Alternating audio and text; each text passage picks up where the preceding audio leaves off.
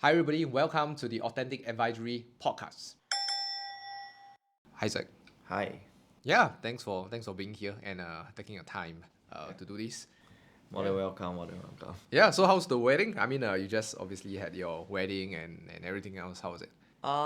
Would say planning is the pain in the ass lah, but the banquet is amazing. Yeah, so got a live band, got amazing MC, and everybody had a lot of fun till whereby I actually have to do Telegram stickers to actually capture all the memories, right? Yeah, but generally it was okay. It was okay, but it's just more of like your wedding jitters kind of thing, whereby you always feel that planning wise, there's always something that's missing. There's always something that's missing, and all the way up to one day before my wedding, I think I only have like 1 hour of sleep. Damn. What held me back was because of the speech. Like as a advisor and person that will actually learn know how to speak and stuff like that. You thought that 30 minutes that's all you need. Then after that, the speech itself it took like 3 hours plus. Then after that, by the time I finished my speech, it was like 4:30.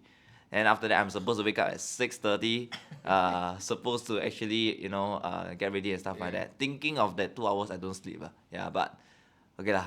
Basically, I just had 1 hour of sleep and survived on adrenaline. And all in all, it went well, really well. I didn't die. I still managed to walk out of the banquet alive. And yeah.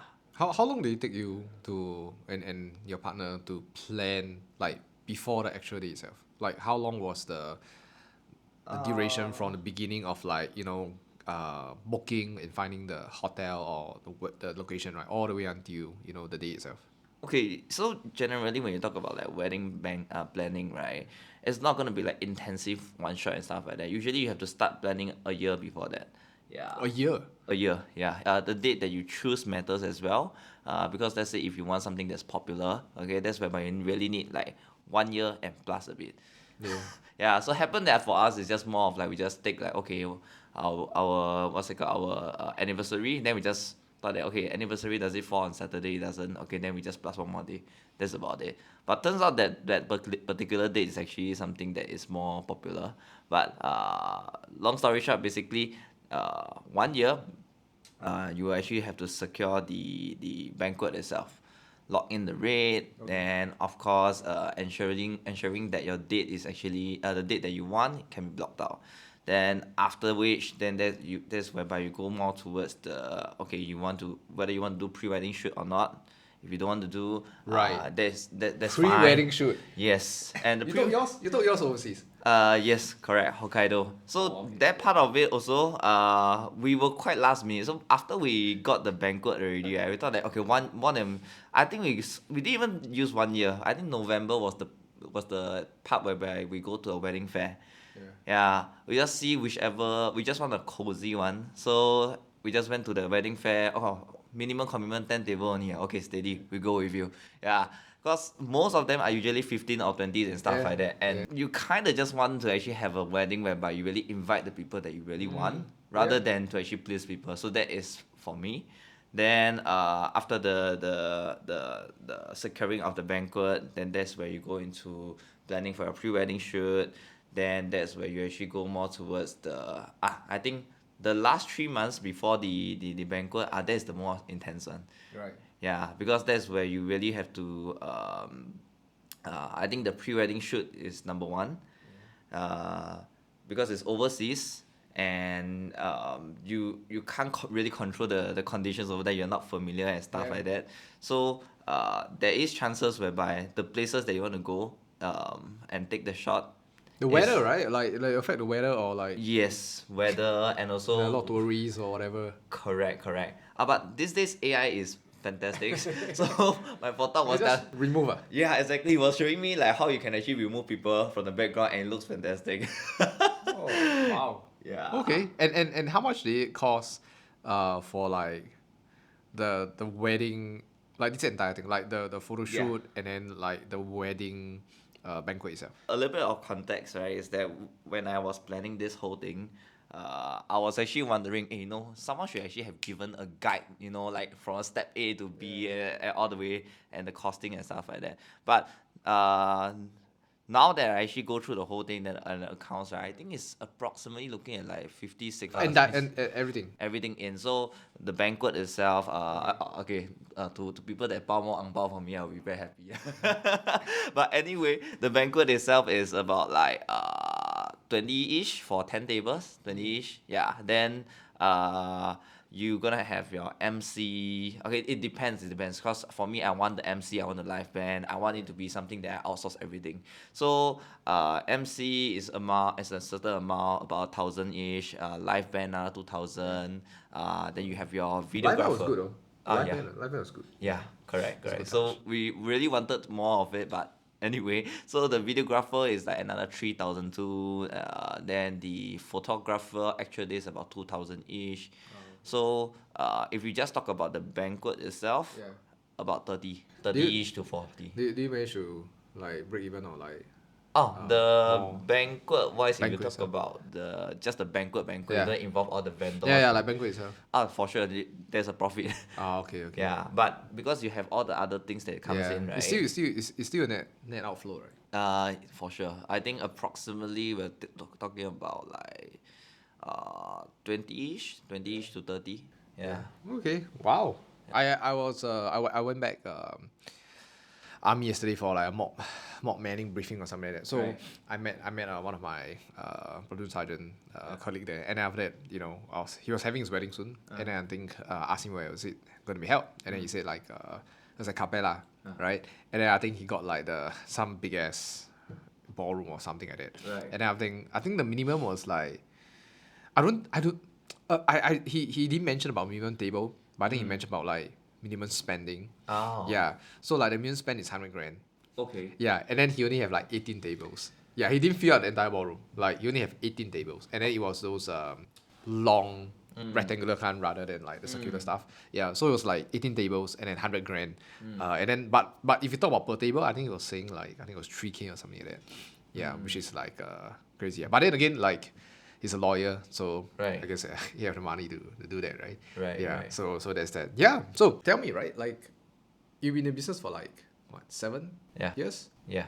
Yeah. How do you even like get into the first place? Like was it you had an agent and then like you joined your agent, or like was it like how was it like? I mean, I knew you were a student advisor, right? Yeah. Yeah. So like how do you kind of like, is it through internships or what?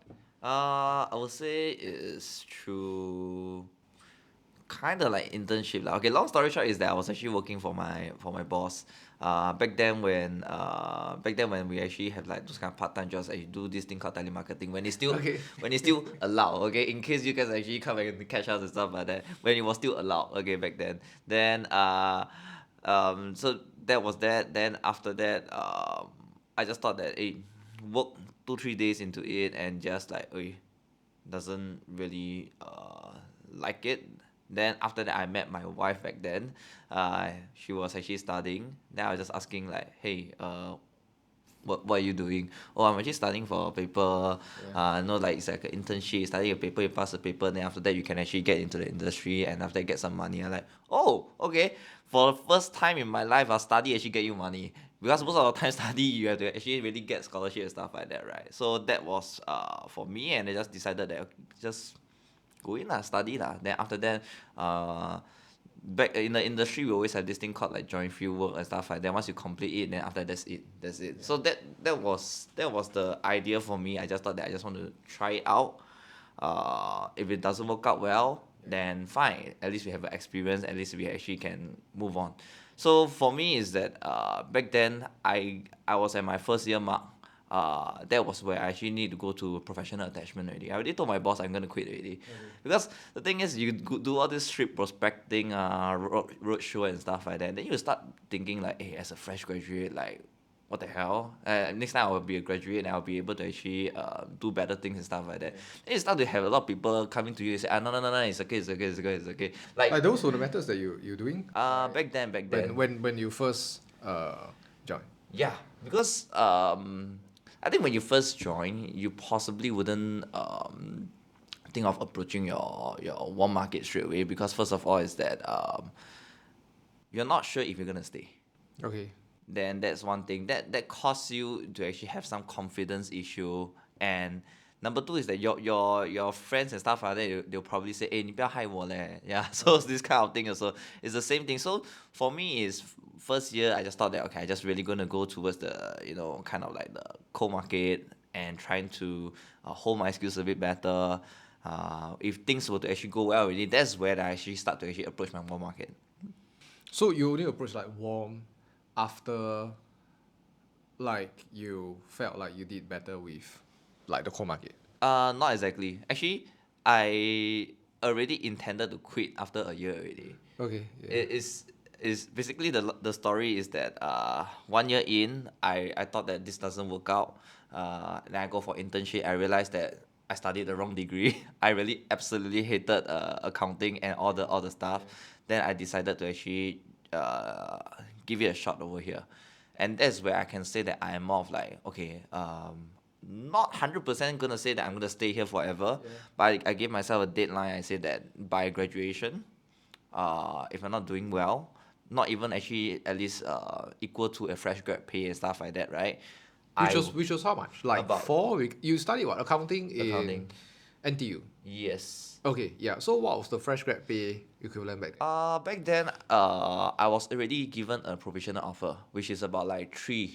Where which company? EY. Accounting or like audit? Audit. Yeah. Okay. Yeah. So I mean, I guess like 3 is fine. Yeah. I'm pretty sure I can find better, but I just thought that like, okay. 3 ah. Yeah. Oh fuck man. 3 is quite bad. It's quite bad. Then after that, But like NTU but I guess when we graduate, like 2018, they actually revised it slightly, like 3.1. So Damn. So this is exactly the reason why I just thought that like the hours are not worth it, the money is not worth it, and I met my the time I was quite I kind of already told my boss I'm gonna resign. Right before I even got the provisional offer. Yeah. Regardless of like, but at the point in time that 1 year, like was there also because you mentioned like just now you mentioned like, okay, you know what, if you maybe at the end of your, let's say your 3 year or 4 year degree, 3 year. 3 year. At the 3 year, right? So Yeah. at the end of 3 year, then if you're at least earning 3-4K a month, then Yeah. you might continue because Correct. that's kind of like how you define well. Correct. Successful, right? Then, but during the first year, do you give yourself a timeline or like a criteria? Okay, you know what? These are my criteria whether to carry on after the 1 year or to move on. Was there like a money tree? Okay, within 1 year, I need to earn like 2K a month kind of stuff, or was it just like, okay, you know what, 1 year I just gonna like do whatever it is, and then after that like move on? I guess back then I was really just trying out. I don't actually even have a okay. I just felt that like, okay, as long as it's easy, okay, it needs to be a certain level of easiness. Then after that, money is not that tough to actually earn. Then I'll just go for it. Because back then I was also coaching wushu and stuff like that. Other places are also giving me quite a bit of money. Like for example, coaching wushu I can get about 30 to 40 per hour. Yeah. So 30 40 per hour. yeah. Oh, okay, that's decent. Yeah, so a month I can get about maybe say 2,000. I think on the higher end are usually 2,000, but you have to spend about 40 hours. Yeah, essentially that lah. So for me is trying out here is more of like, okay, if the money is easy, okay, that means I can essentially, hey Ben, you want to actually stick out some plan, blah blah blah blah. Oh, you wanna? Okay, let's go. To me it's like I don't have to put in too much effort and I can get this, then okay lah. I don't mind staying for a while. But for me is that when I was trying out the roadshow, street prospecting, wow, the rejection is just crazy. Yeah, okay. So So was that a better alternative than warm? Because like warm, you also have the kind of problems of like getting rejected or maybe like relationship, scared burning relationship, right? Yeah, but like, was it a better alternative? I guess it's not so much about like a better alternative. I think that point in time it was really a lot of got to deal with the mindset of it. Because at that point, that first year, it was for me like try. So I wouldn't go like the extra mile Okay. to actually say that, okay, I really need to get this in. So for example, let's say during the roadshow cold prospecting part, I just be like, you want to do a survey? Oh, you don't want? Okay, never mind, thank you. That's all. Yeah. Then it came to where I was in the internship. I know that I only left with about 1.5 year. I have to make something out of nothing. Yeah. So I told myself back then I didn't try hard enough. Okay, so it is not fair for me to even judge whether it Right. is some is an industry that works. Then next is that I just thought that okay, I'm gonna give him my 100%. Okay, I don't know what's the method. I really don't know how to do anything. I just really literally started cold call. And it is also the same thing. You just get rejected and rejected. Some people will just like, hey, don't call me again, and stuff like that. Yeah. So I just got decided that like I just give some of my friends a call. Yeah. So instead of cold calling, you did like warm calling. Okay, I was bored. To be honest, I was bored and I really needed someone to actually talk to me. Yeah. Okay. Yeah, so I just decided that I call some of my friend. I just said, hey, bro, what are you doing? Yeah. So of course the first few is a bit weird. I'll be like, hey, 你要买保险还是你要 you want to actually grow your wealth or something like that. You will say something that's more formal. You don't have a script. I don't have a script. Yeah, I really have no idea what to say and stuff like that. Then the first few call is a bit awkward. Like they say, then the first two I can't remember who is it already. The first two, then possibly the person is like, no lah, bro 不要啦. Yeah. So you just started actually get a bit like dejected. Then there was one point in time, I think by the third or fourth, I just decided to give it all, just like all in. Yeah. No script, no nothing. I called the person, bro, 你要买保险吗? Yes, I am a FA. Yeah. Okay. I just go So you went like direct route. direct route. I say, bro, 我要买你保险. Literally that. Then after that, the person was like, hey bro, 不要这样子啦. Then I say, 哎呀, chill lah. I mean like after all, if you really feel that it's something you meet me, you feel that there's something that's of value, you go ahead lah. After that, you feel that it's not something of value, then don't go ahead lah. Just take it as 我们 just chit chat talk cock 这样子而已 lor. Okay. Yeah. So then did the guy meet you? Yeah, apparently like this kind of reverse psychology, the more direct you are, then the more I think the more willing they are actually going to meet you because they're very genuine about it. And I put it very very straight out. I say that number one, yes, I'm in this industry. I provide this kind of solution. I just thought that I probably share it with you. Okay. At the end of it, if you really feel that it doesn't make sense or you feel that I suck as an agent, please just tell me. Yeah, say you don't want. Yeah, nothing to fear one. And I said that don't need paise or something like that. Yeah, okay. That's Actually, that's a good. Actually, even though it's a direct approach, like usually, when you first join, it's like always Project 100 kind of stuff. Yeah. Yeah. And obviously Project 100 doesn't work out the best, right? Because like after you call a certain number of people, let's say 100 people, you call 100, maybe like 15 will meet you, maybe you close 5, and then the remaining 85 or whatever it is, number remaining will just like either ignore you, blue tick or whatnot, right? Yeah. So I realized what you did there was actually, okay, wait, before I share out, so I assume you carry on with the same approach. Yeah. For now, how many people? Essentially I just take my phone contact. Yeah. I see the names that I want to from A all the way to Z. I didn't put it into an Excel sheet. Okay. I just see who I want to call and I just call. After I think about like 10, I felt that like, okay, there are like people that want to meet me. Okay. Yeah, what's the hit rate though? I guess it was about like more than 50%. Yeah. So like when you do cold call back then, right? Yeah. When it was still allowed. A sheet of 200, maybe you can only set one appointment. Yeah. For me, it was like I called 10 people. I actually managed to actually contact 5 to 6 and set about 3 to 4. Yeah, so I thought I was like, this one can work leh. Yeah, then I just go ahead with it. Yeah. That's interesting because I realized like, okay, so Project 100 obviously doesn't work out that long term, right? But it's obviously something that agencies would usually push at the front because the whole idea is, and back then I didn't understand this, even when I started like coaching FAs, it was more like Project 100 doesn't work, right? But I realized like from a management standpoint, they do Project 100 also because they need the advisors to get like the first pot of gold, right? To get a quick win in that sense, right? So it gets them to motivate to stay on, so on and so forth, right? Correct. So then I realized the way they do the Project 100 was a little different because usually most Project 100 methods are like, hey, I just joined maybe Prudential recently or whatever it is. Something along the lines of like, okay, you know what? I want to practice my script. That was like a big one, right? For sure. Practice my script and then whatever it is, so on and so forth. And I realized one thing that's different from me, even though it's a direct approach, was that you kind of reverse from a sales standpoint. You kind of reverse like the risk, right? Because what happens is that like every time we approach someone, then what happens is that the other person, once they receive or listen something, right, they will always have this radar on their heads, in their heads where right, they start to maybe perceive threats, right? It's like 听到人家是保险卖保险 right, they straight away like, okay, shit, I need to sell, I need to buy something, right? Or get hard sell pressure and all the things come in. But I realized what it did was like, to get a higher success rate was that you reverse the risk, which is, hey, if there's value, maybe talk about it. If there's no value, tell me no.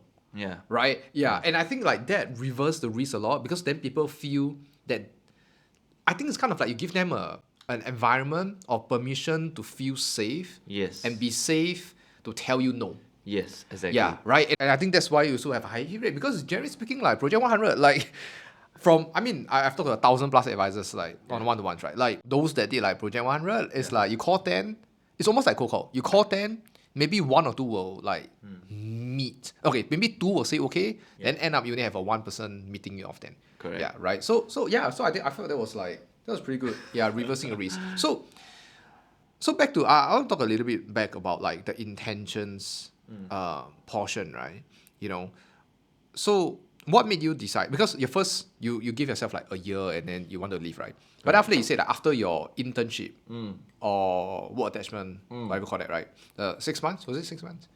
2 months. 2 months, okay. Yeah. So after that, then you decided that, okay, you want to make it work, right? So was it because you went through, was it EY again? EY, yeah. Okay, nothing against EY, yeah, for those watching. Nothing against EY. Yeah. Okay, but like basically, you went to audit and then you realized that you didn't like it. Then you decided that, oh, you know what, I'm not going to have my life like this. And therefore, you have set the intention of like, you want to make the advisory career work. Was that like the case? Or? Yeah, so for me, it's more of like, yeah, exactly. It was really to, I wouldn't even know whether I can make the advisory business work. Yeah. Yeah, because 1 year of like trying out stuff, you just thought that like it really didn't work. How is this next 1 year gonna change? I didn't think that long term. In fact, I'm just thinking of the next 1 to 2 months. Okay, I'm gonna give all in. Okay, I'm gonna give all in. I'm gonna give all in. And in terms of like what I need to do and stuff like that, right? I have no idea as well. Yeah, there's no strategy per se. There's no like, okay, I'm gonna prospect 20 people. How much production I'm gonna do? No, nothing. I just really thought that like give it a shot, 100%. Okay, I'm gonna commit like 4 hours. So back then I was doing internship while doing this. Yeah. Oh, you mean like you doing 2 months and then you were also No, like... as in like it happened at the same time because I went in okay. 2 weeks and after that I already felt that I cannot take it already. Okay. That's where I met my boss and okay. my boss actually told me that I know you have some constraints. Why don't you commit just the Tuesday and Thursday after? You try first lah. Yeah, exactly. The same shit happened to me also. Yeah. Try first. So that 2 hours, no matter what, I'll be sitting in the office. I just make the best out of it. Then it was just because of like that show up, and I somewhat got some result in terms of like people meeting.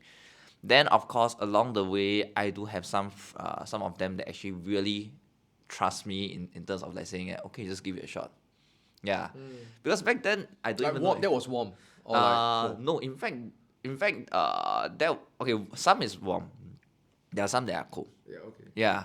I wouldn't even say cold. It's more of like orphan clients. You know, like okay. I was quite lucky in the era whereby like orphan clients came along.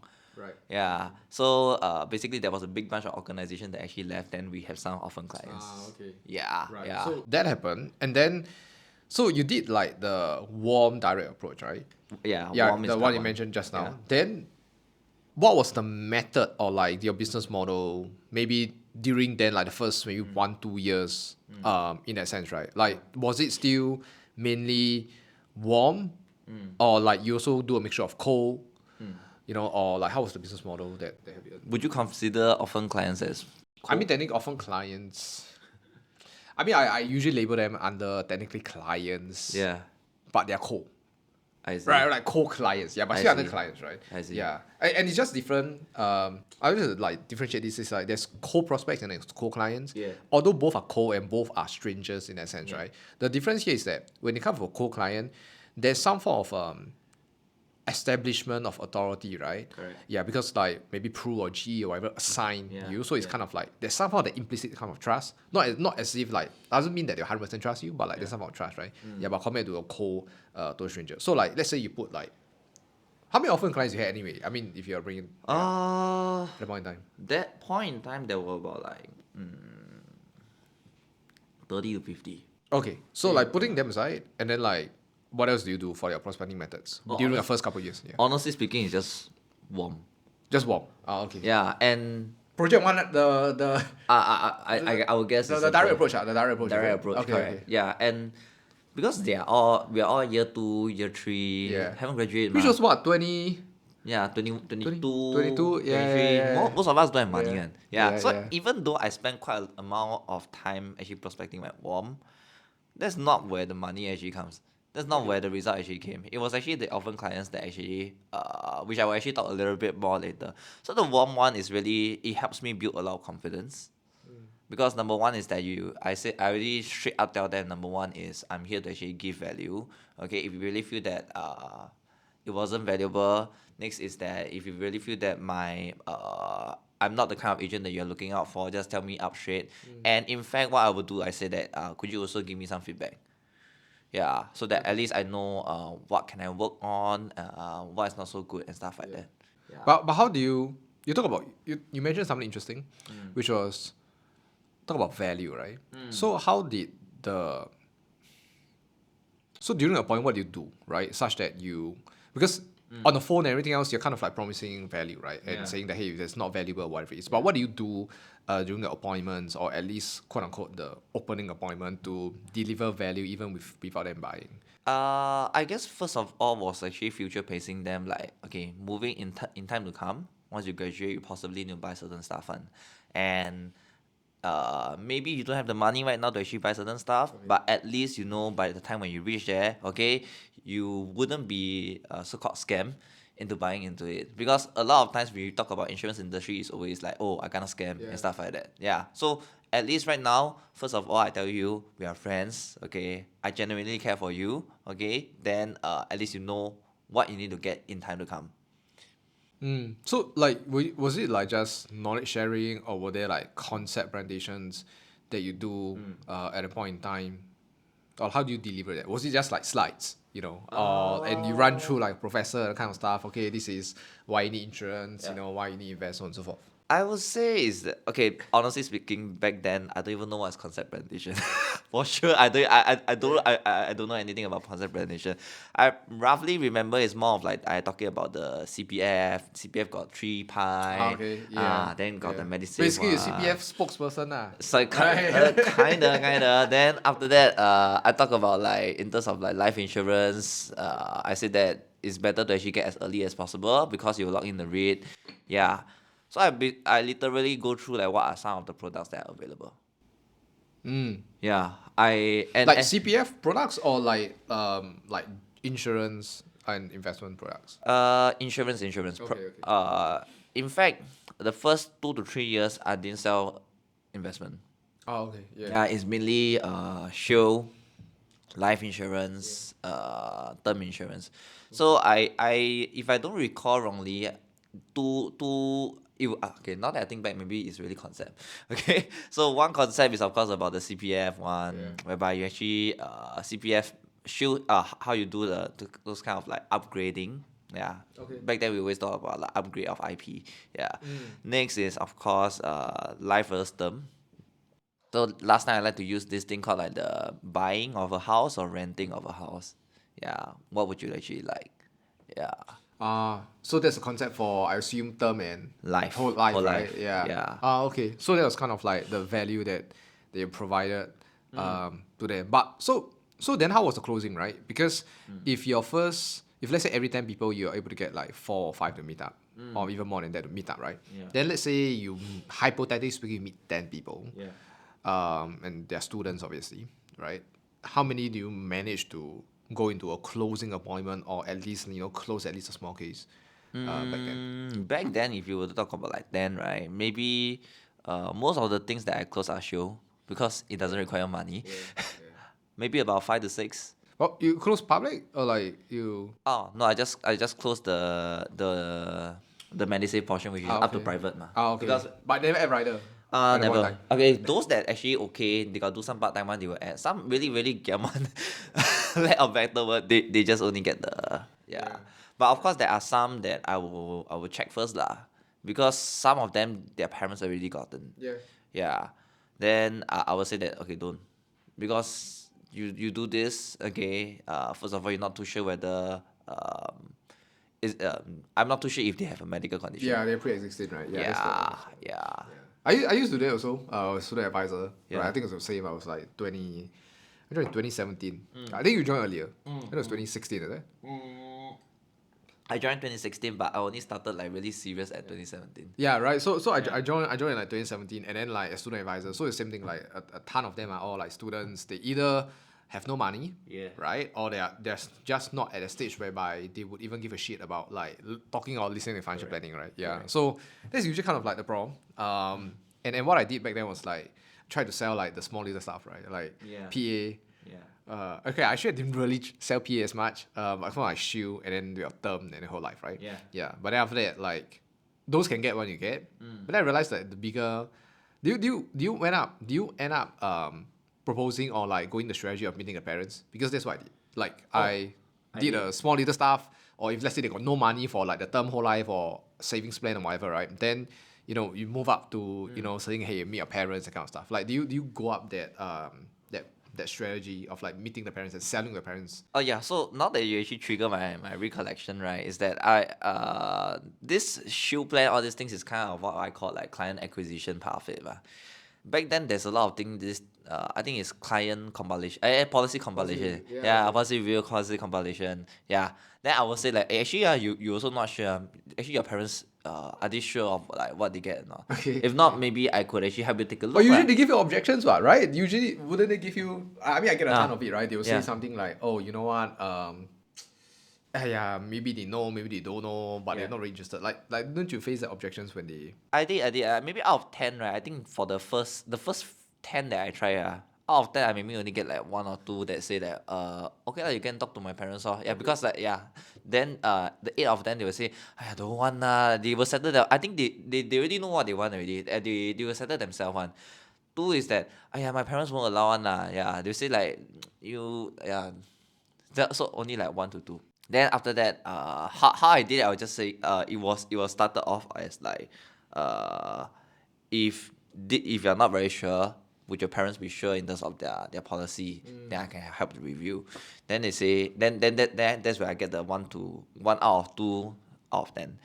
Then after I kind of like do after 10, and I realized that you know what? I just be genuine about it, and I just try this thing out. I just say that like we always thought that our parents know, but what if they don't?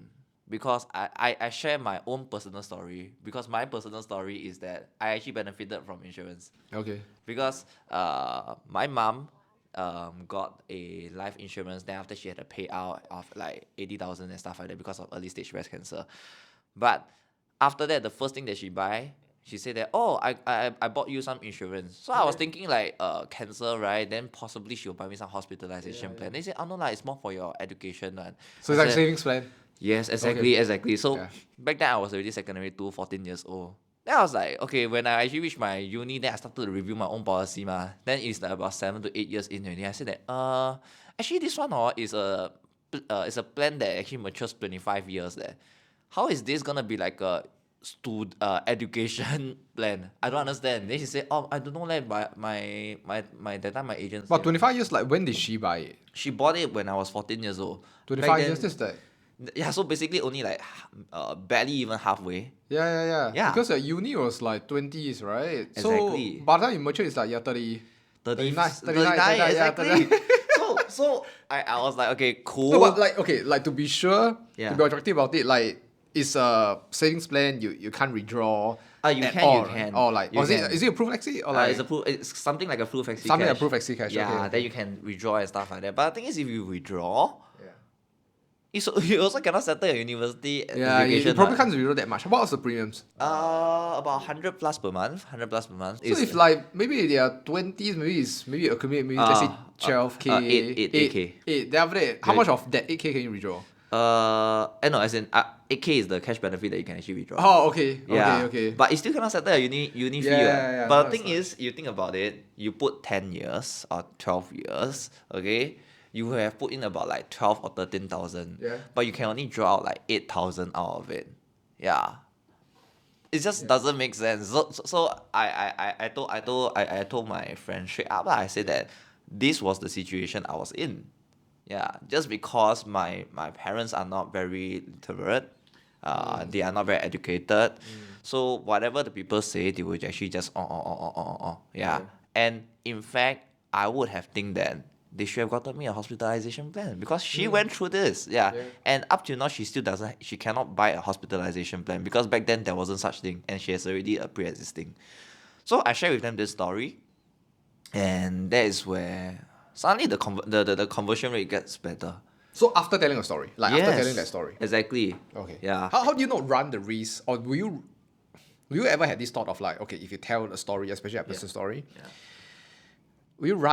have you ever thought that you might run the risk of, if any possible chance of, people perceiving as, this agent telling me about his or her sob story, that kind of stuff. Yeah, then after that it's like, oh, you liar. That kind of stuff. Like, have you like had that kind of experience before, or like at least kind of like, hey, what if, I say in a way, then, they might feel like I'm trying to use the story to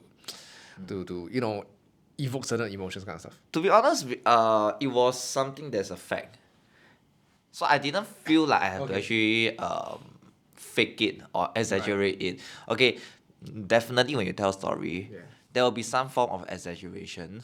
Yeah, for sure. Yeah, but it is more than 50% true. More than 50% true. Yeah. So for me, is that I just telling them that I'm sharing with you my personal experience. So there was this part of it whereby I talk about need to review a policy. There's also this part of it where I feel that the presence of a certain financial planning and a lack of financial planning. This example, because my dad is the one that got scammed by MLM, 100,000. 100 grand. 100 That grand. was like how long ago? Same period. Oh, Exactly then the that same. would have been a lot of money, A 100 grand at lot. that point in time. Because he's only a taxi driver earning about 2K per month. Oh, fuck. Yeah. Then at the same time is that I always tell people this story, and it's true, is that he actually almost wanted to surrender my mom's life insurance. When my mom said that no, I will just go and work myself and I continue to fund this. 6 months later she cannot cancel. Oh, Yeah. So this is in a way, to me, I feel that the really lack of financial planning, okay, will cause a certain act. Even if not the best kind of financial planning, you still benefit from it. Yeah. And sometimes these days I review some of my clients, I just see like their policies are this not the most ideal, okay? Not that it's like totally wrong, not the most ideal, but hey, come on, you still can actually do nothing and earn about have a passive income about 2 to 3K. Yeah. Yeah, and this person doesn't really earn a lot from for the past 40 It's years. kind of like better than nothing at all. Yeah. Right? Yeah. So I always share with them like this. I believe story sells. Yeah. And a lot of times is that if you are really genuine about it, yeah, people can feel it. You can't fake something that is like you really don't have feeling about. Yeah. So to me, back then when I was so young, I have no idea what is concept presentation. I have no idea what is called selling a story. Yeah. I just thought that I'd be very honest with you all. Yeah. Which is kind of same of like how did I prospect the people to the part whereby how did I actually go into the appointment trying to sell this person. Yeah. Everything was just about I'd be very honest with you. I'd be very honest with you. I'd be very honest with you. So it's just like coming from a place of like being genuine. Yeah. And then being genuine, Yeah. having clear intentions, Yeah. and then articulating that intentions, Yes. right? Which is like, which is the reason why I find it very intriguing, because with the, in our advisory space we call it like direct approach, right? Or like project 100, right? Even though it's direct, the intention sometimes weren't the most direct, right? Because when we say things like, hey, I just joined GE or whatever, and then like I want to do a, what do you call that? Practice my script or that kind of stuff. Yeah, like even though it's direct, but it's not really direct, right? Because we all know that like we want to trying to practice. sell. Yeah, we do the concept so that we can like sell later, right? Yeah. Which is what's very intriguing to me when you say like, you know, having you make it so clear upfront, right? And I was speaking to an advisor, and she also said like same thing. She was just very upfront about it. She was very upfront. Truly believe that she can provide value. If cannot, then so be it, you know. But if they want to, then that kind of stuff, right? Yeah. So I think that's very powerful because I think sometimes, like of course, when it comes to sales and prospecting, there needs to be some form of like scripts or structure as 100%, right? Yeah. And I think like although that's more like the tangible things like what you say and all that stuff, I think like the how you say it really comes from like the heart and having a clear intention, right? Because people can sense, Correct. right?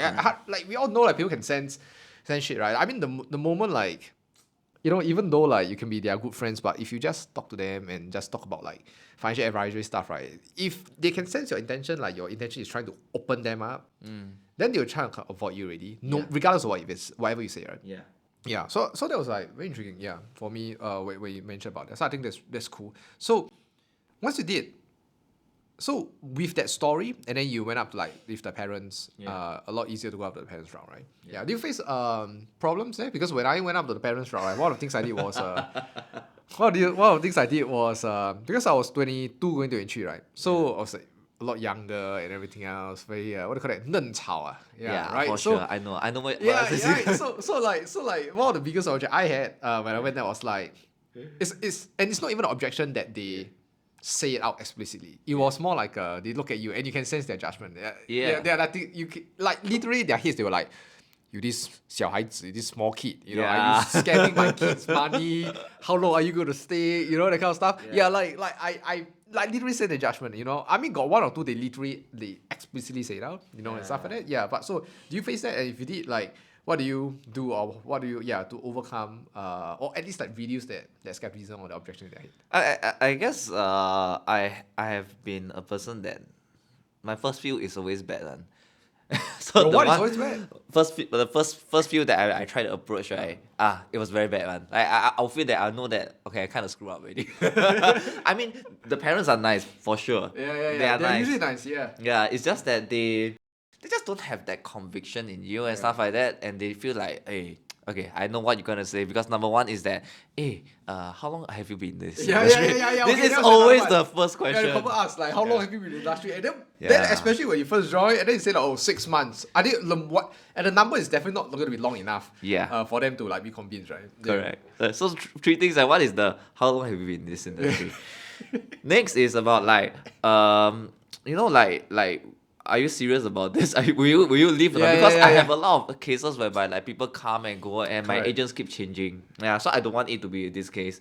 Last but not least is that hey, actually you quite young like you 23 years old or something like that. How do you know about this thing called retirement? It's like essentially this. So these are the three objections that we always get. And I just tell them straight up. I say that I think the first one I got caught off guard because I just thought that like okay 啦，朋友的那个 parents 不会 like also It's not too. It wouldn't target on actually. correct. So and the thing is, I did this thing called policy compilation, right? And policy compilation, a lot of them are all those very old policy. You look at the policy, you look at the I go back and check. I go back and check for you. I go back and check for you. Yeah, the first few appointments all end up like this. Most of them I don't know one. I don't know what's the policy. I don't know how to actually give them an answer straight up. And the you can do like I'm not too sure. The first 2 times, and most of the time they will still be like, oh, okay, it's normal. Yeah. But every single thing you also not too sure. Hey, you know your shit one. So after that, I went I think by the 3rd or 4th appointment, I realized that I will always tend to actually have this. I tell them straight up. I say that, hey, uncle, auntie, I have no idea whether I can 100% tell you what's your policy and give you a clear idea. Okay, but here's my promise for you is that whatever question you give to me, okay, I will come back to you with an answer. Even if I don't have an answer, I will find an answer from you because I can ask my seniors, I can go and research and stuff like that. That's my promise to you. That's it. Did that help like with the conversions and having more conviction and trust in you from them? Yeah, I think it was not so 100% 100% in terms of hit rate because some people will still feel that wow, every time also you also need to research. Yeah. But some of them they can really feel it. They feel that like okay, at least this person is dedicated, committed and stuff like that. Because the last you want is that an agent, yeah, I'm very competent and stuff like that. But when it comes to claim you cannot find him. That's the last thing you want, and this is the kind of attitude that we actually want in an advisor. And I put it up front, very, very upfront to him. I said that some of the things I really think that if it's better, don't change. I will tell you don't change. Those that I really feel that there is some issues and stuff like that, I will explain to you. Then you see, you make your own decision and see whether should you make a change or not. Yeah. I think that's cool. I think it brings back to one of the topics that we talked about last time, right? On one of the coaching calls was basically effort versus expertise, right? Yeah. Like what you do not have in expertise because you're still young and fresh and everything else, you compensate that with effort, right? Yeah, I think that was kind of like what you did, you know, with the parent stuff, and I think this is very important for like obviously like advisors watching your show. It's especially when you first started out. And it might even apply to people who are maybe few years in the business, right? But Correct. they might not have the expertise, let's say in investments specifically. Correct. Right? Like okay, they've been selling whole life, they do the MDRT, but it might not be that great at investments, right? Yeah. I think, you know, having the frame, and sometimes you get scared, right? It's like, hey, 我觉得我的 investment knowledge 不够好. Or like, if I feel you're still very young, there are a lot of advisors that are more senior. And then you kind of fuck it up and then like you just worry and put yourself in a position and lower your confidence, right?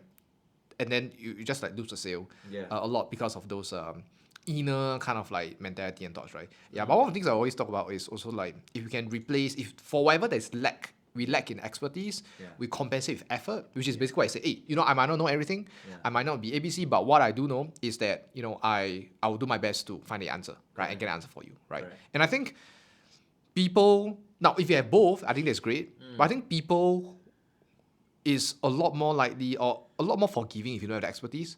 Because there's this implicit understanding that 你不可能什么都懂了. Even if you are like 8 years in business, right? Like you might know a lot of things, but you can't know everything. Right? And I think what people care about a lot, especially like our prospects and clients that care about, they care about like effort.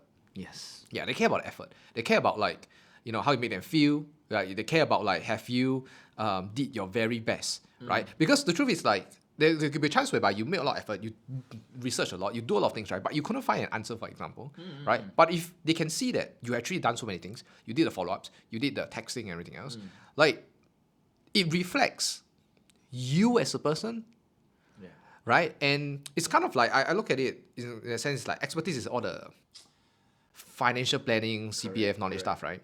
But effort is a representation of who you are as a person in terms of your character traits, your beliefs, and your attitude towards conducting your business. For sure. Yeah. Right? Yeah. And I think, and that was something that, now that you're talking on this topic, that was something that I also, I didn't say in the way that you did. I didn't know what pre-frame was or whatever shit, right? I didn't know. Yeah. Well, what I did internally was really just, I didn't say it like, hey, you know, if I don't know or whatever, but what I do is that before every appointment, I took hours to prep for the appointment. I took hours. I literally took hours because like, you know, like those product, last time I started investment plans. So, you know, like product summaries like 30, 40, 50, 60 pages. Yeah. And then like a ton of investment charges. And you know, like, you know, companies give you like product training slides, right? Those are like maybe like 20 pages and then it's like big slides and it's easy for you to understand. Yeah, but then after when you read the product summary, it's like 50 pages and then it's all like, all the thing. Yeah, what I did last time was like, I wasn't a good student. But what I did was, but I was a very good student when I was studying the product summary. I literally printed out the product summary and then I'll highlight all the things. Right? So training side is more like, okay, I get a big idea, but then I want to know the nitty gritty, right? How much the investment charges, how does the formula exactly works, you know, so on and so forth, right? So what I did was I really prepared that, then I go for the appointment, right? And I think that helped a lot because it reflects a lot of, because when going, I was very certain, right? One of the mindset I had was, if anyone asks me a question about this product or this concept that I'm selling, they cannot dispute the facts.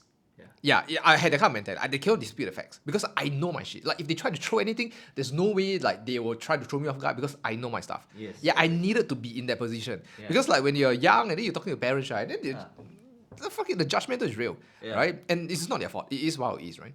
Yeah. But one of the external things I don't think I told you last time, and I think there's a reason why a few years back at advisory, right? There's a reason why I keep wearing suits and buy the Rolex and all that stuff. Yeah, because when I enter the house, right, because I knew.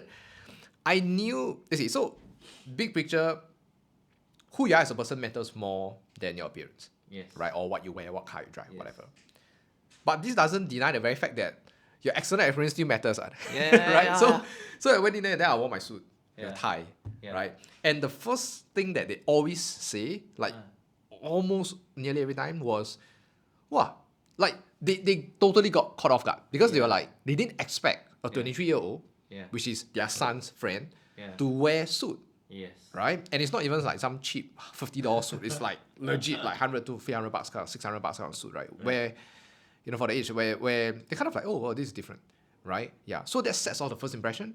And then like how I look at it is like when you set a good first external first impression, and then you back it up with substance, which is all the internal work that you have done, then this goes well together. Correct. Right? Yeah. So I needed like both to help with the conversations at that point in time. Yeah. I mean the last thing you and I want is like, I mean I didn't want to be the guy in the suit, right? Correct. And then after that, looks good, but after that me liao. Like a scam like that, right? It's like this guy is like just trying to be some like I don't know slick salesman or whatever it is. Right? So there's that. So expertise versus like effort. I think that's a huge one, you know, that you really kind of brought about. So after that, you know, with the parents and everything else, right? So how long was that? Like the first couple of years when you did warm and also kind of like often clients? I would say actually all the way until the 5th year still same. Oh, okay. Yeah. So basically like okay, first year is the year that I kind of like wanted to quit, right? Then the second and the third year was the year that I'm still in uni, trying to figure out which I really by second year end I did, and after that third year I actually thinking of whether I want to hold on to the provisional offer or not. Right. But I just told myself that actually if I hold on to this provisional offer I have a backup plan there. Yeah, even though I don't need to actually cancel it, okay, until maybe say like in May or something like that. In January I just say that never mind, just screw it. I don't give myself any backup. Right. Yeah. Was that the year that? Yeah. Was that also the year that we met? Oh yeah. No. Okay. For those who are listening to this right now, and watching this is like our old history, very old history, but it's something that was quite. I think it was something that I think not a lot of people can say that they have. Yeah. Was it that year? I can't exactly. 2018. 2018. I think it was 2018. 2018. Yeah. Possibly 2018. So for those listening, I think you guys are wondering like, okay, what the hell are these two fellas talking about, right? So in short, I joined. So both of us student advisors, right? Yeah. So you joined like in 2016. I started really official started in 2017. I joined in 2017 Feb, right? So and then we have a mutual friend. Correct. Right. Let's call her. Let's call her Sherry. Let's call her. Okay, it's a fake name. Okay, but let's call her name Sherry. So Sherry was my friend. In fact, Sherry was your secondary school friend. Yes, correct. Y'all know each other secondary school, right? Then y'all close, yeah. right? Then when I went to the same JC as Sherry, and Sherry was my classmate. And then we became like very, very good friends and everything else. Yeah. And then we had a kind of advisor. And then I didn't prospect Sherry at all. Okay. I didn't. Yeah, because I kind of know like you know you and Sherry are like close and everything else, right? Yeah. Then after that, one day, so the backstory was like one day this Sherry texted me and then like had a chat and then talk about insurance stuff. Yeah. And then basically, right, in short, Sherry said that, hey, you know what, actually I met Zack. Oh wow.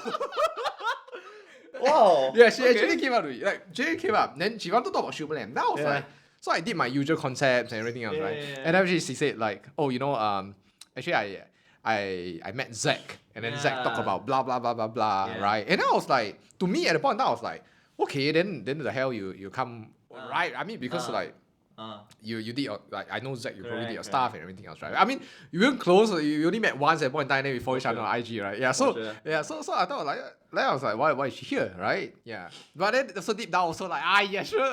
Zack fuck up. I was like, Zack sure fuck up something. Yeah. If not, she would be here. So but then after that, so we have a chat. So I asked her the question. I say like, hey, Sherry, like why you here? You know, like since Zack, because whatever that you pitched, I think was if I'm not wrong, I think it was the usual. It's a shield plan. Shield plan. It was a private shield plus rider. Correct. Right, which makes sense because I think she either don't have it or whatever lah. But it makes sense. There was nothing wrong with it. Like if I were you, I would have done the same thing, right? So I asked her. I said, okay. I mean, it makes sense, right? Like, what made you? Like, why didn't go ahead? Right? Yeah. I mean, deep down, I was curious, but at the same time, I also wanted to find out. I want to find out because I also know, like, hey, confirm something happened, right? So then, she said something along the lines of, based on feels, yeah, she based on feels. She's right. I don't know, I feel, don't know, I don't know how to say. Yeah, you know, just feel like, you know, I shouldn't or whatever it is, blah, blah, blah. Yeah. And then at the point in time, I was like, okay lah, then if you want to, you know, I can help you with this, so on and so forth, right? But then after that, you usually have then she had an objection per se. How do I tell her? How do I tell Zack? She was like, how can I tell? How should I tell Zack? Because I don't spoil your relationship, right? Yeah. So I did. For those listening and watching the show, it's really more like the, you know, your prospect wants to go with you, but then after that, like your prospect also scared of burning relationship with the other friend or the advisor, right? So then she was saying like, I don't know how to say or whatever it is, Then of course, you know, I did my magic, right? I think I said I can't remember. I think I said something along the lines of like, okay, so Sherry, now of course it's not gonna be easy, but would it be okay if I share with you like my personal thoughts or whatever? Then she said sure, right? Then after that I say it. I don't know if I told you this, but then I say it to her. I say, look, first of all, it's not going to be easy for him. But, you know, in my opinion, I think there are two things we're going to do. First one, you have to tell him up front.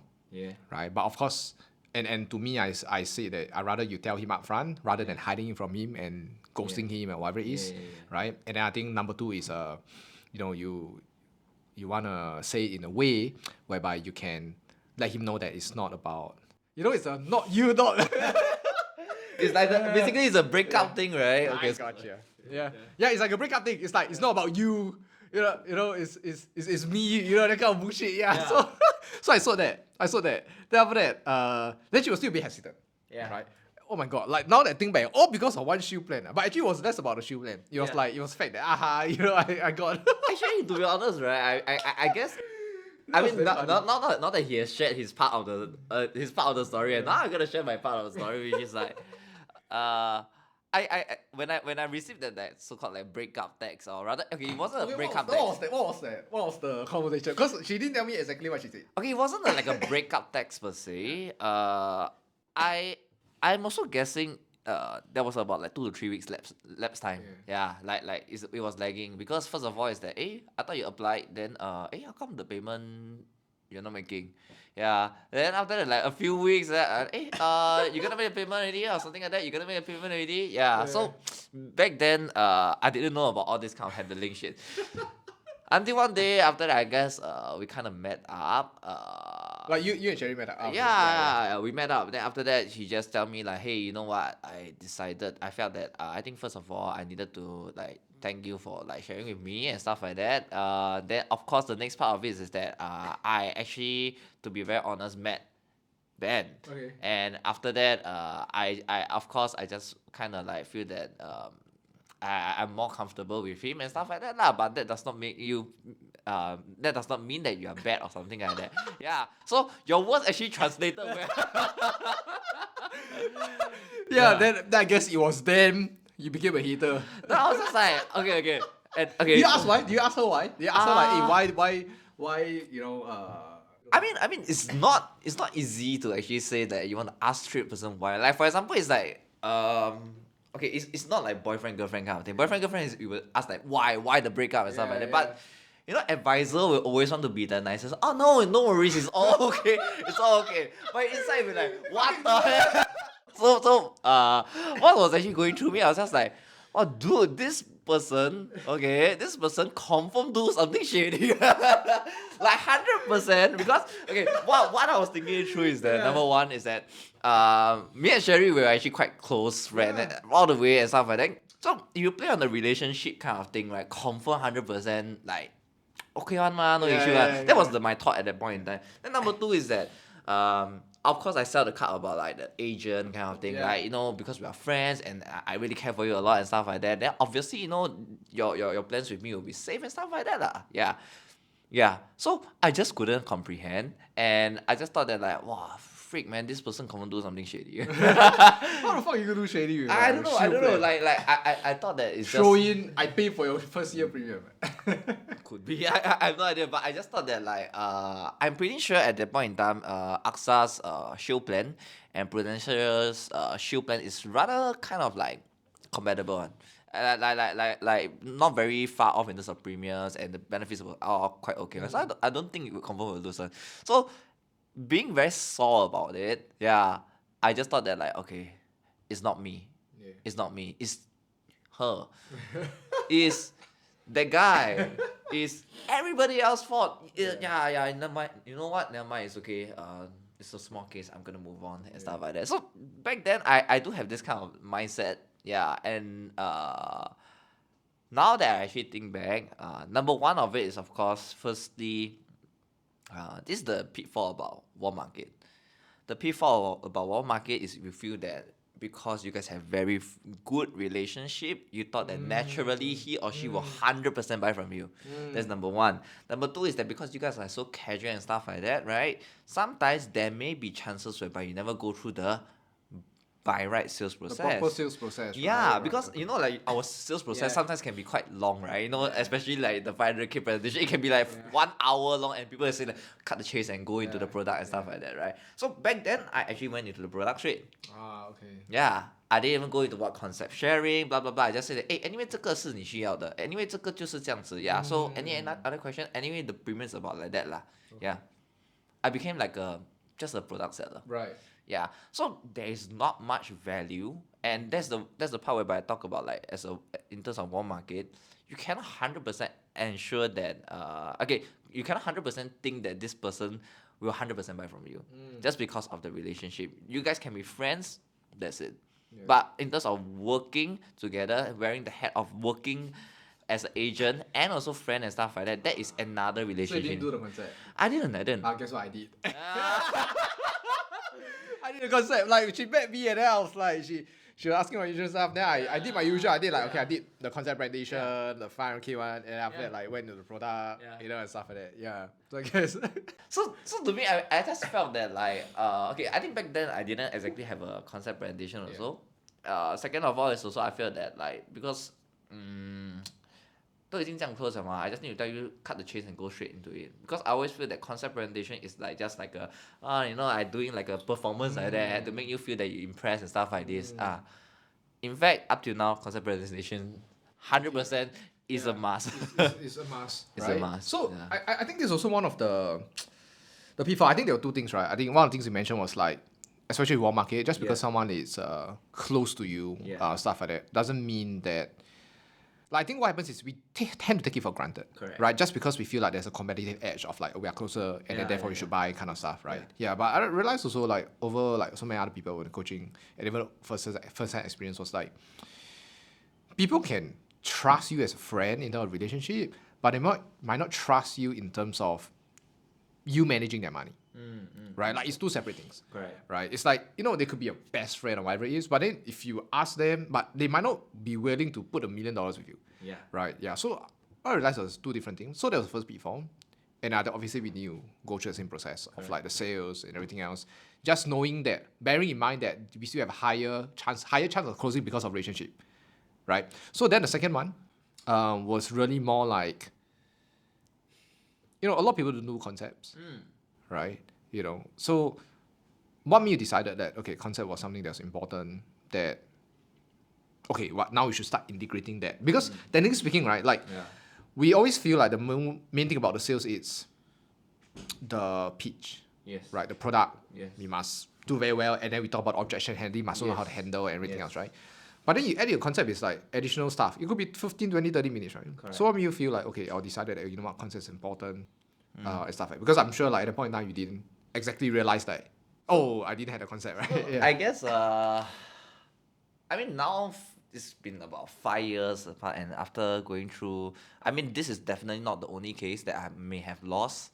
Even though I thought that, hey, this person I very close one, should be 100% will buy from me one, right, and stuff like that, right? The most important thing about concept is that not every single one understands. You think that they understand. Yeah, but you cannot be 100% sure that they understand. So that's the reason why number one, the concept needs to be done to actually educate. That's number one. Number two is that, right, if you just cut the chase in terms of the concept, straight away go into the product, 就变成好像很随便这样子, you know. I think that was also possibly one of the reason. Yeah, because I do actually have one of my friend actually say that, 感觉上好像这个人有点随便这样子, yeah, just because we are friends and stuff like that. Yeah, so I do actually make this kind of mistake also before. So number one is understanding. We cannot 100% know that whether this person understands it. Number two is that cannot be too 随便. Yeah, just because we are friends, okay, that means I can actually skip certain process. No, you still go through the process, because even though he is your friend, he is also your client. Yeah. So you still have to be fair to this person and go through the same thing. And last but not least is that, right, I guess it's the part of we always mix up friendship and client. Yeah. We have to actually establish this part of it to our friends about it. Because sometimes certain things you know your prospects say certain things, then you know that it's clear bullshit one, right? You just in a way put it up to them. Yeah. But if it's your friend, right, you don't want to spoil the friendship and stuff, but it's just like, you know, I agree You kind of with let you. it go. You Yeah, kind of yeah, like, yeah, you won't call their exactly. bullshit out. Yeah. Exactly. So some of them, they will actually say that, oh, you know what, I think now a bit tight lah, or maybe like actually I don't see the long term and stuff like that there. Then you'll be like, oh, it's okay, no problem. But I guess that was the experience that I thought that it needs to be given to the friend as well.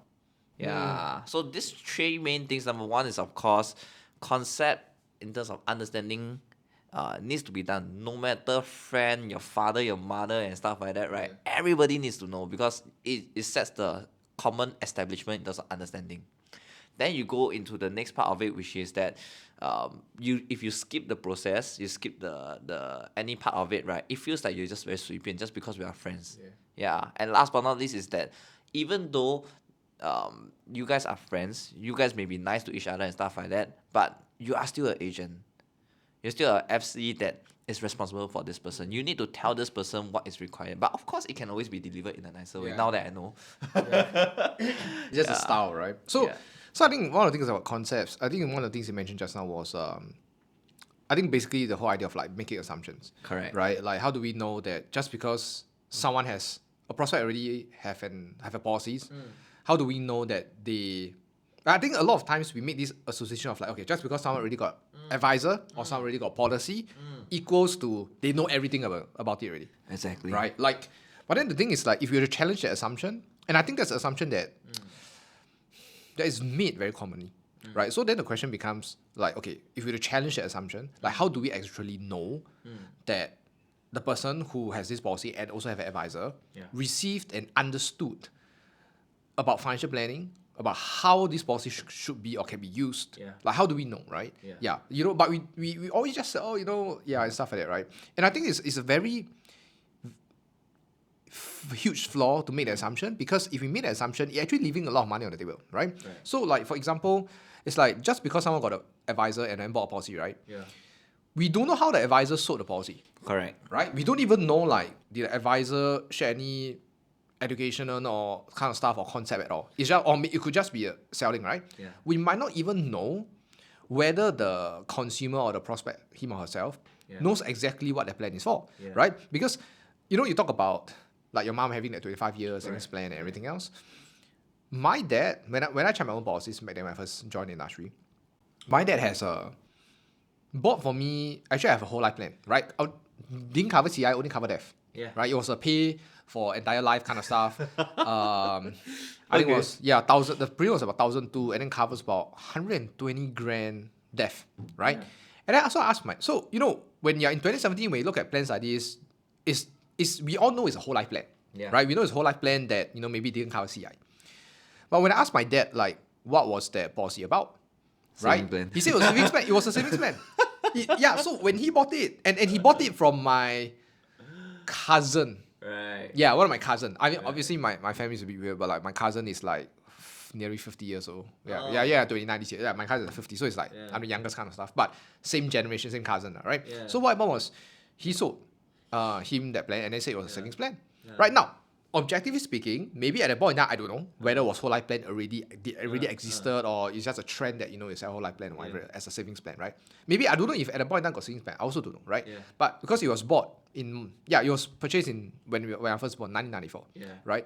So then but the point was like he thought it was a savings plan, right? Yeah. So my point is like just because someone has a policy or has an advisor doesn't mean like the advisor did a great job. Yeah. Doesn't mean that the prospect knows exactly what the policy is about, and also does not necessarily mean that the prospect understands Correct. how it is, right? Yeah. So I think like if we challenge those assumptions and then always do our concepts in a way that we want them to think, in a way they want to believe, right? I think like it will really help with a lot of money. Yeah. Because the truth is like, sometimes, I mean, the biggest objection or one of the biggest fear that a lot of advisors fear is like, my prospect already got advisor. Or my prospect already got policy. Yeah. But yeah, actually it doesn't matter. It doesn't matter, right? Because the opportunities are like a lot. Either you do policy review or whatever it is. We know that like it's from a commission standpoint, that's a good bag of gold. Assuming of course it's beneficial for the clients and everything else, right? Yeah, because there's so many things that we can restructure, etc. For sure. And in fact, these days I guess that part of I already have an advisor. Now it becomes a very, very good topic to actually start off. Because first of all is that I think there was somewhere around 2018 to 2020, I still do a lot of policy compilation.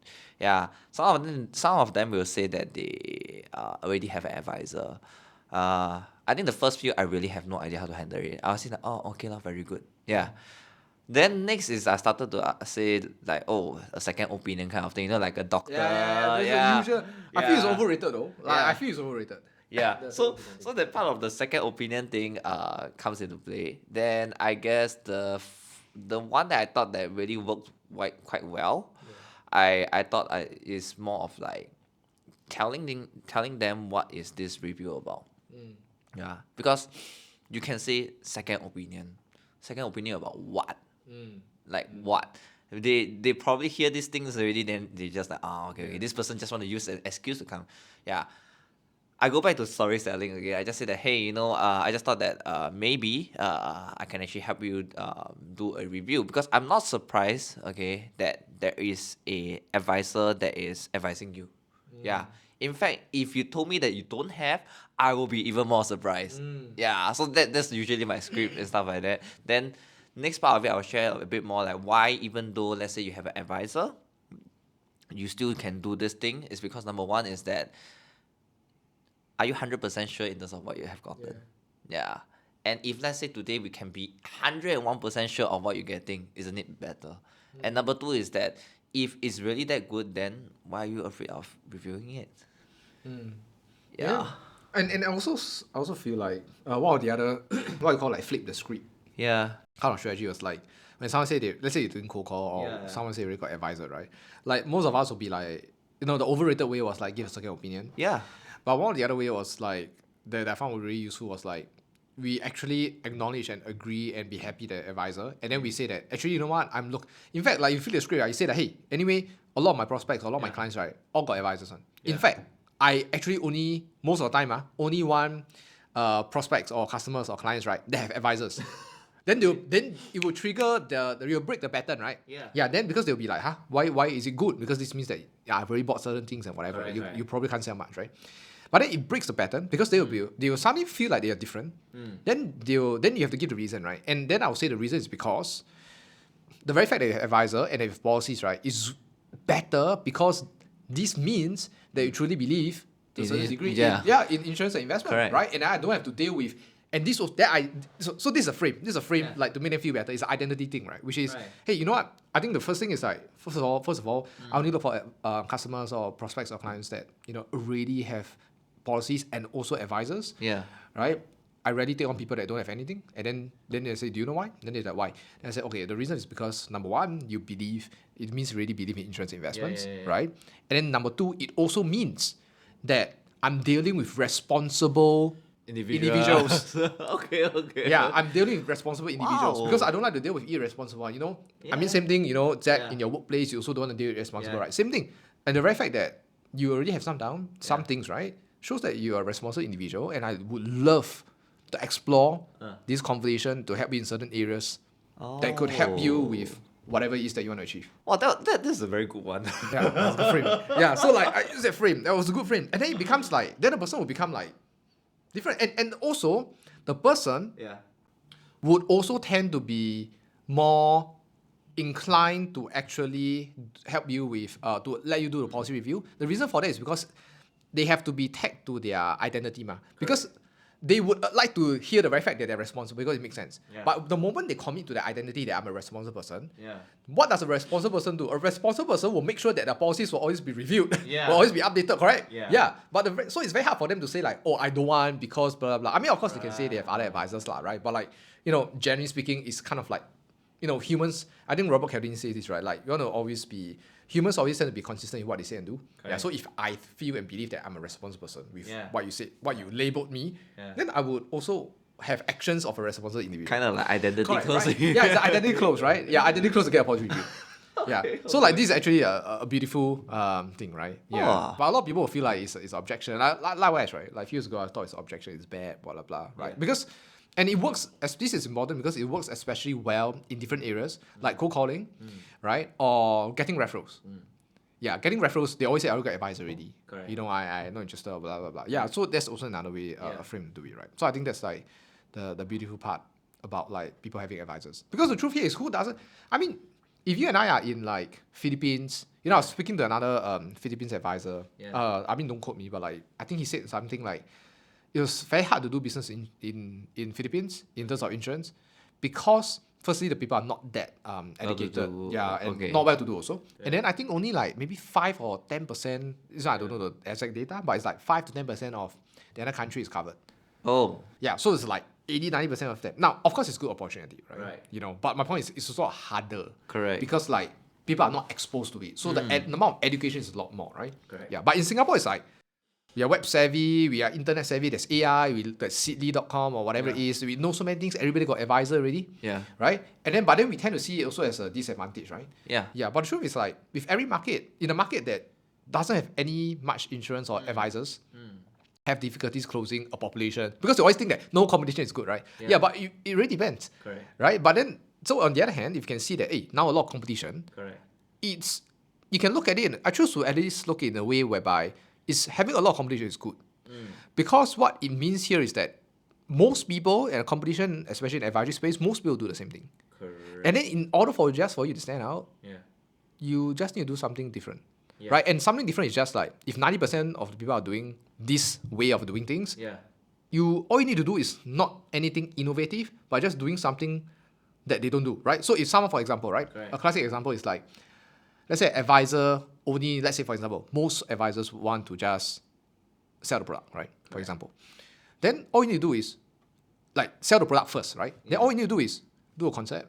Then you Then sell sell the product. Then by default, the moment you do a concept, right? Yeah. Even though might not be anything fantastic, right? Yeah. But the perceived value is like, holy shit. Yeah. Other advisors don't do this one, Yeah. right? Then they'll feel like they're different, Correct. right? Yeah, so it's just kind of like looking at your market and then saying like, how can you leverage the advantage I see. or portion of it, right? Yeah, because it's just different problems. Over here, it's like, your problem is like, how can you stand out, right? Correct. But over there, it's like, how are you good? Your problem is overcoming skepticism. Lot more, they're actually a lot more skeptical. Right. Yeah, this one is skeptical of advisors Yeah. in Singapore. Over there in Philippines, probably more like Skeptical of insurance. of like in the insurance, first place. like does it even work? You Yeah. know, and stuff like that. And, like, I'm trying to make a living, and then like it's like overcoming like poverty also, right? It's actually exactly like the 1990s or 1980s yeah, of Singapore. exactly. Yeah. So it's Yeah. just like markets are always changing, and I think like as advisors in the industry space, if you can truly understand the marketplace and understand how we can leverage the opportunities in a different manner and seeing through different lens, then I think we can always be ahead of the curve, right? Correct. Yeah, so that's really kind of like what it is, right? So last couple of things, before I wrap up. So now obviously you and I work together for a few years already, right? Yeah. 3, 4, Going for. 4 years, right? Yeah. Yeah. So one of the things I wanted to ask to really understand was, so obviously with the Sherry thing that happened, right? Obviously I don't think you're that happy with me. Right? So I'm over it. Okay, you are not. no, so at the point now obviously you're not the happiest with me, or nor Yeah. will you want to be my good friend or whatever, Yeah. right? Or even talk to me. So but then after that end up you and I are working together, and then we are learning so much and we're helping each other with things, right? So then the question is, what made you also, or what's the thought process behind like transiting from someone that is like, oh, this person is doing shady shit, or like is a hater, becoming to someone that, you know what, willing to learn and also collaborate and be open-minded? Like what triggered that change, number one? And then also, how was that process like? Like what's the thought process behind that? When you and I don't Yeah. like someone, it's very hard for us to learn from that person. That makes sense? Right. Yeah, so like, and you and I didn't even talk. Like, bro, Right. like we didn't even talk on IG Right. throughout the years, right? So like what made the transition, and thought process behind it? I think first of all is that I can be very honest about it. Right? So first of all is that at that point I saw your social media. I was like, hey, this guy is out of industry. I knew it. Confirm some shady shit or something like that. So I was still the hater. I was still the hater. But at the same time, I had a problem. Because at that point in time, I think I kind of missed my Premier Bronze by a bit. Yeah, I was quite upset about it. And in fact, I felt that I really worked very, very hard. I worked like about maybe 10 to 12 hours a day. Yeah, really, really prospecting, eating rejection for breakfast, dinner, and lunch, that kind. Yeah, legit. Then, meanwhile, I see that this person like previously, okay, wow, every time like the leads coming like free. So to me, is that leads is just the problem. It's just that leads is the problem. So I see that this person do social media, and social media was the trend back then. yeah. I mean now that it is, Now but it's like, but last time was like, it yeah, was really a good option. correct. Good option. So back then I just thought that I needed to find this person first of all to prove that I'm right. Being that bitter fucker. Then of course when I actually met you, that was where I just thought that okay, less about whether this is really this shady thing is really a matter or not, because knowing this person, whether is it really the truth or really not the truth, which I know that it's not the truth and stuff like that, right? Is that it doesn't do me any good. Yeah, and I still have a problem.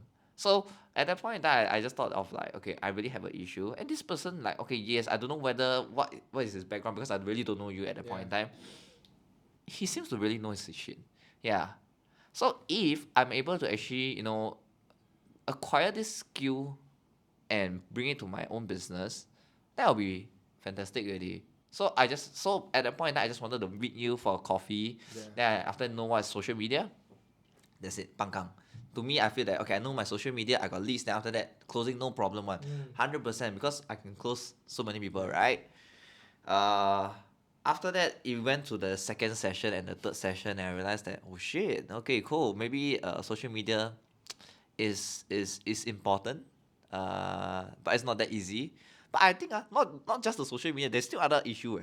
Yeah. And after that, that's where we actually go into the coaching program and stuff like that. I mean, back then it was still like I told you, I don't want a group coaching one. I don't want. I want the one-to-one. Don't waste my time. No, which is why like Yeah. which is why the question was that I also want to find out about, which is because for you to make that switch, right? Yeah. And like objectively speaking, for you to make a switch is from like being hater, quote unquote hater, Correct. to someone like learning Correct. and even paying money, right? Paying me Yeah. money for it. I think the question that I have is like, how do you do it? Because it requires, or like what triggered that? Because it requires, for someone to make that switch, right? It requires someone to let go of those assumption beliefs that they have, Yeah. lower down their ego, Yeah. and then like it requires like all of that to be done, which is the most difficult thing.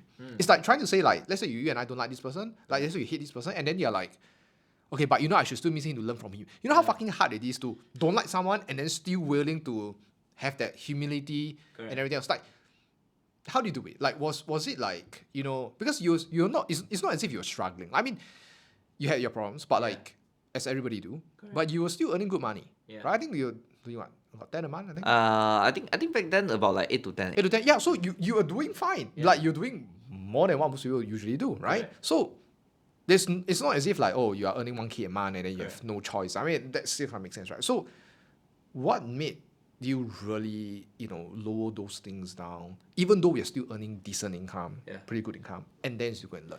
Because, like, to me, personally speaking, if I were you, like, I would find it so fucking hard. Like, honestly, I would find it very hard. Yeah, as I think most people also. It was an impact kind of thing. So first of all is that I think that was also the year where COVID happened, 2020. So first of all is that I've done I would say decently well. Earning an 8 to 10 somewhere in our 25 or 20, That was 24, like 20, you 1 year after grad. yeah, 1 year after grad, Yeah, 24, 25. It's damn good money. I think it's good money. And at the same time is that I didn't want to feel like my growth is being limited. Yeah. So at that point I feel that there is an issue. There is an issue. Okay, so 2018 already symptom. Yeah. Wow, how come we lose to this person? Yeah, it was a symptom already. 2019, okay? Wow, this person like, what, Zaya? MDRT. Back then I also don't even have MDRT. Yeah. Then I was like, wow, how this person even doing it? And stuff like that. Yeah. Then after that, 2020 is like where you really, really want something for yourself. Yeah. I don't want to just like, 8 to 10. Yeah, I mean, technically compared to the rest, it's really quite okay, right? But I really want to excel. Yeah. What is it that this person can do it? I'm pretty sure I'm quite capable as well. I'm pretty sure this person wasn't the best and stuff like this. But how did this even happen? Yeah. So I keep questioning myself and I don't exactly have answer to it. Yeah. So I did have my own struggles. I asked myself like, what? 好像跟一个我觉得以前没有这样好的人学好像看起来我像 loser 这样子。Yeah. It's an ego thing, right? So for me it's like, 哇，真的有点 loser. But at the same time, there is really this issue. Cause I have this thoughts. Let's say 1 year, I still maintain as this. Never mind. 2 years, cannot leh. 3 years, I'm supposed to fly one in this industry. Yeah. So I didn't come into this industry to just earn that 8 to 10K. I really want to fly. Yeah. So if today I just want to because of ego, stop myself from continuing to fly, then I guess this is not something I want lah. Yeah. So I just thought that okay, you know what? It really doesn't matter whether this person is last time a loser, shady, whatsoever. It really doesn't matter. If today I can actually take these skills and put it to myself and I can really help myself out of it, right? I really earn a lot more. Yeah. So I just decided that okay, let's give it a shot. And I didn't straight away say like, bro, sign 3 years. No, I didn't. In fact, I just did like 3 months. I think it was 3 months. Yeah. And for the record, for everybody listening to this, 2020 at the point in time, I was already out of the industry for about 8, 9, 10 months. Yeah. I didn't have any coaching program. I didn't have what we have right now, with hundreds of advisors that were coaching. Like I didn't have anything. I didn't even know like I wanted to coach advisor. I knew like probably want to go in some sales stuff. And then like it came along. So it wasn't as if like if you go on my Instagram right now or YouTube, you probably see me teaching stuff. But like last time it was nothing. Right? My Instagram bio was just nothing. Correct. I didn't even say that I was doing anything. Correct. So which is why I think a huge respect for you, like from me, like in our years together, right? Like I think that was still a big one. Especially when when you are like when you and I maybe hopefully when we are older, we tend to maybe be a little bit wiser. To kind of be aware and not let ego stand in the way of the things that we want. But like when you're 25, we are young and then we have good money more than other people, and then it's like ego like goes to the head, which it did to me last time, right? So I think for you to be able to be humble and really understanding and being aware that having hate and all this negative energy is not going to help you anyway. Right? And then like instead of learning, I think that's a huge one. And also learning from someone that stole your case last time.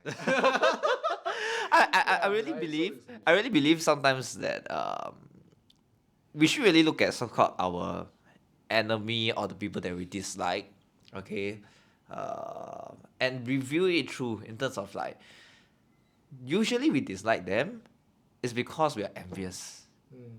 And if they can allow us to be envious about it, there must be something that they have done right. Okay, maybe in terms of certain values or certain Not moral, everything, but like could be certain things that they are doing yeah, better, right? there are Yeah. certain things. Then just take a look at that part of it. Yeah.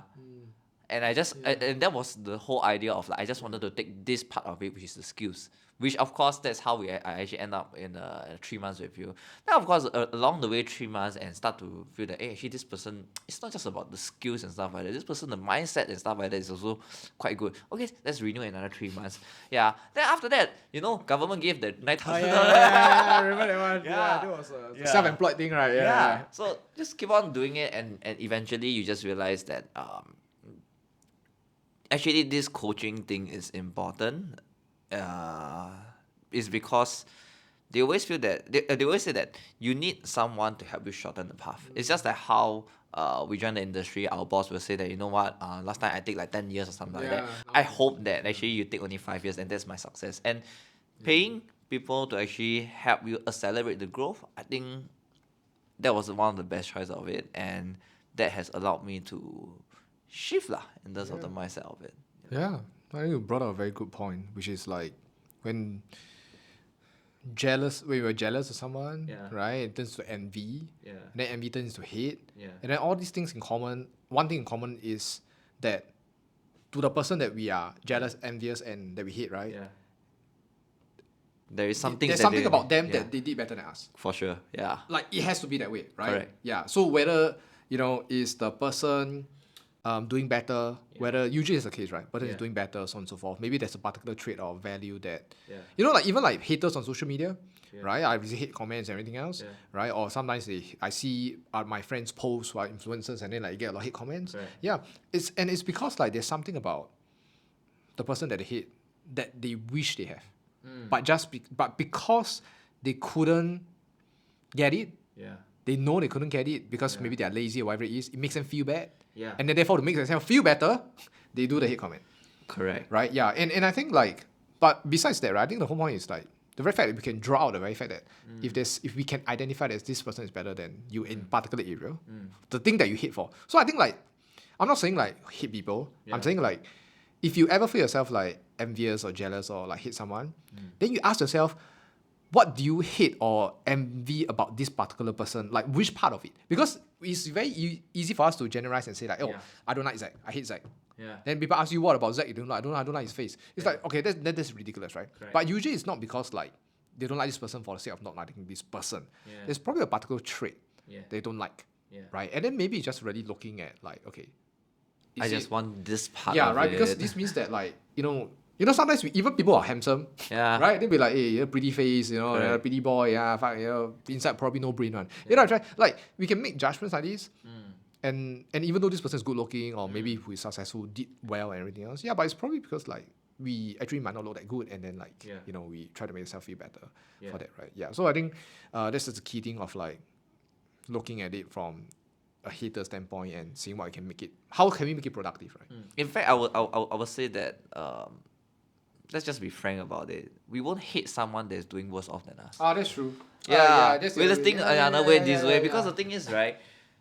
Let's think of it this way. Let's say someone is not doing better than you, and you just hate him for don't know what reason and stuff like that. Just hate him. After 1 or 2 days, they just say, this is a waste of time. Anyway, this person is also loser. I also won't bother. It's just really a waste of time. And you wouldn't bother. Like, honestly, you wouldn't bother. Like, if someone is just like not as good as you in terms of like whatever, maybe production or in life, right? Like, you wouldn't even, you just be like, oh, okay, lor. Like, even if this person hates you, you also just be like that, lor. You wouldn't hate the person. Because you know that this person is already, like not worth your time. Yeah, not worth time. And also in a state that is way lesser, right? Yeah, but usually it's kind of like we look at people above us, right? And then we kind of like, oh my god, it might be envious and everything else. Yeah, right. So I think that's a good way of looking at it. Yeah, you never hit someone that's below you. Yeah, right. And then likewise, the haters themselves, they only hate generally speaking, hate people that are above them. Yeah, right. Like exactly. Like it's just how it is, right? Yeah. So. Yeah, good conversation. Correct. Yeah, so last question. I just wanted to ask a quick one from you, which is, what's the one thing that you would change, if any, knowing what you know now, if you restart your career? Uh, Restart. Well, or was it one thing you do differently if you know exactly what you know now? I think first of all is that I would see this more of like a business, okay, and I will never ever stop prospecting. And in fact, I will start to look at what are some of the avenues and stuff like that I can actually put into prospecting. Yeah, because I think the whole point is just that if you see this as a business, number one is that you wouldn't talk about like, hey, I'm selling a product. Actually, the product is yourself. Yeah, and people will only buy a product because it's valuable. It is something that's going to be beneficial for them. It's going to be useful for them. So the question is, we always thought that, our proof advantage is whatsoever, all this kind of thing, right? Okay, whatever product is this, okay, any policies, right, is the product. No, that's not the product. The product is you yourself coming along in terms of the solution that you offer, in terms of what are the tools that you recommend, all this whole thing, right? You are the product. Yeah. So if we start to see this as a business, okay, we will always ensure that we have a good system and structure to ensure that we will always have appointments and eventually closure. Next thing, at appointment, you will know that what is the kind of value you provide to this person. And you will be very, very clear in terms of like what are the clients you want to serve. And last but not least is that, right, if you start to recognize that you exist as a business, okay, and you need to create a product that's valuable, then you yourself will have to be valuable. So seeing yourself, if you see this advisory career Yeah. or profession as a business, Yeah. and then every business needs to sell a particular product or service, Yeah. and in your case, what you're saying is that you are the product, like you are the service, like you are the person, and therefore Correct. to make it more valuable, you make yourself more valuable. Yes, exactly. So it has to stem from us. Yeah, and last but not least is that your clients, they potentially get certain things from you and stuff like that because they believe that you will walk this journey with them. And people won't trust another person that, first of all, they cannot bring them to that journey. Number two is that they won't trust someone that they feel that is not 稳重, not trustworthy. Yeah. When we start to look at this thing as a business, so going back, right, rather than seeing it as like a sales shop, a self-employed stuff, that I'm just doing a business that I want to provide value in terms of, for me, very, very in particularly, I strongly believe that financial planning can help someone manage their money in the long run and ensuring that the downside is all taken care of. Yeah. And me being that person that really believe in this will create structures and systems and stuff like that will ensure that my clients are safe. And I will continue to actually now that I'm actually going into management, rather than just impacting clients, I want to impact the next layer of it. So when we start to see things as a business, we'll go a lot further. We have our purpose, and all of a sudden, right, what product comparison doesn't matter anymore because you are the product. Number two is that you don't even have to be worried about like you will just lump more, because today you stop giving value, your clients will stop following you. So you always make sure that you're a valuable person.